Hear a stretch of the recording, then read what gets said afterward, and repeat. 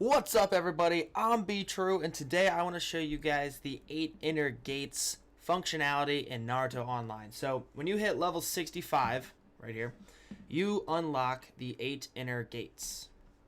And the 8 inner gates is actually really cool because it's the first time that you can kind of go in and truly customize your characters. That, even if you have the same lineup as somebody else, you can actually you can use this 8 inner gates to sort of customize each one of your characters to be something that they aren't necessarily, good at. You can make them a little bit better at, or you can take what they're already good at and make them even better at it, right?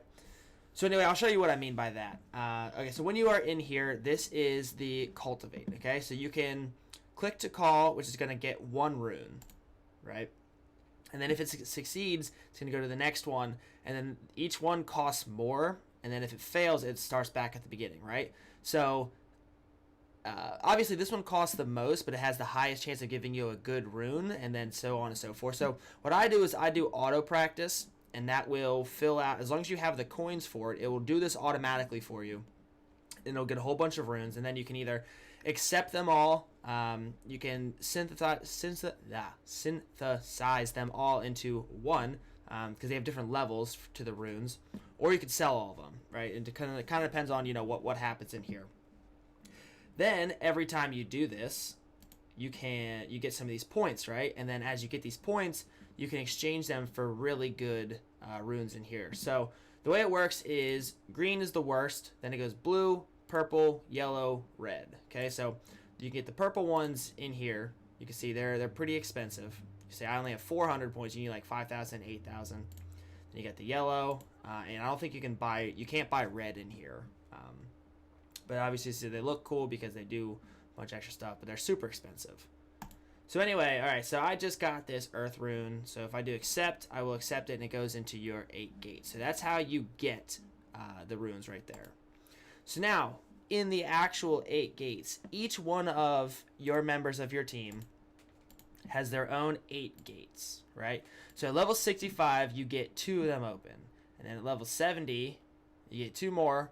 Level 75, you get 2 more. Level 80, you open this one. And I don't think, Gate of Death isn't open yet. So at level 65, you get 2 to start off with. Now, this is where you get to actually customize your units, okay? So for me right now, this is my main character. I am the Lightning Main. For the Lightning Main, I want him to do as much damage as possible right now. So as I was going through this, I got 2 purple. One is Lightning. Lightning increases your ninjutsu, and fire increases your attack, right? So because the Lightning Main is he's sort of like, it's a dual damage, so he has like half attack, half ninjutsu. I wanted to increase both. His basic attack is ninjutsu and attack. His mystery is ninjutsu and attack. So I wanted to increase both. So I put in a fire and a lightning, and I upgraded them both to level 4. You upgrade them just by you can just kind of drag it into there. You get 10 experience points. Okay. Boom, like that. Or you can click synthesize, and it'll turn all of these, put all of them into 1. It'll level up 1, and then you can use that 1 to level it up. If there's any you don't want to be mixed in, you can lock them, just like this, right? So you lock it, they won't get moved in. Okay, makes sense? I don't want this to get taken by accident, so I have it locked right now just so it won't go anywhere, because it's the only other purple that I have. But anyway, so I want damage for him, right? Now for Neji is my front line right now. He is my defense, okay? I didn't have any purple, but I did get 2 blues, okay? So sand is damage reduction, which is extremely important for your tanks, right? That's just flat damage reduction. It reduces all damage they take by 55 flat points, okay? So once I get like a purple or hopefully a yellow for that, that's going to be, 100, 200, 300 damage that it just flat reduces right off the bat. Very important for your tanks. And then I didn't get any defense, but I did get a blue resistance, so I decided to go with the blue resistance. And then, so that's how it goes, right? So now, Kabuto, he's my healer, he's my support. 2 things that I want him to have. Ninjutsu, because ninjutsu increases his healing, right? And you see, I'm not leveling up my blues because they will eventually get replaced. I don't want to waste a bunch of runes on them. I'm only leveling up my purples right now. But ninjutsu to increase his healing, and then life because I could have went with resistance here because sometimes people will they'll target him with their mystery skills, but I chose to go with life because the puppets that and the clones or whatever you want to call them that Kabuto spawns scale off of his life. So the more life he has, the more life those puppets have. So I wanted to increase his own life so has a little bit more tankiness, so he survives a little longer, and also increase the puppet life that he gets. So that was my thinking there, right? And then Aruka, I went with resistance and attack again because I didn't have a defense. I wanted to give him defense or even life, but I didn't get a blue for him. And then attack because he's mostly attack damage.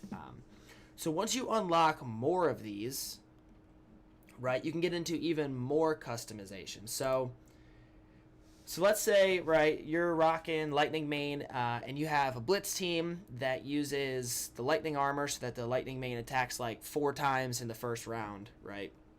And it increases his critical hit chance.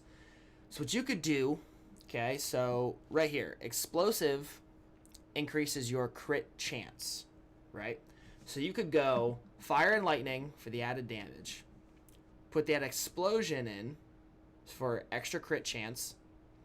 One of them gives you Injury, which I don't think I have any of those right now. I think that's Corrosion. Let's go. Let's just check real quick, right? I don't want to confuse you guys. Okay, so Explosion gives you critical. Inferno gives you Injury, and what Injury does is Injury increases the damage that your critical attacks do. So critical gives you a higher chance for a critical strike, and Injury increases the damage that critical hit does. So the critical hit already increases the damage, and then I think it doubles it, and then the more injury you have, it even adds on more damage to that, right? So you could go Fire and Lightning for the damage, Explosion for the crit, and then Inferno for the extra crit damage. I'm trying to think what else would be good for like a straight up blitz. Combo actually would be pretty good also so you get the 3 hits if you're using the Assassination Blade. That would help. And then, or actually what you could do is you could replace them with the ninjutsu and taijutsu penetration. So you could go damage, crit hit chance, crit hit damage, and then you could go with ninjutsu and taijutsu penetration. And then if you were level 80, you could go with combo, right?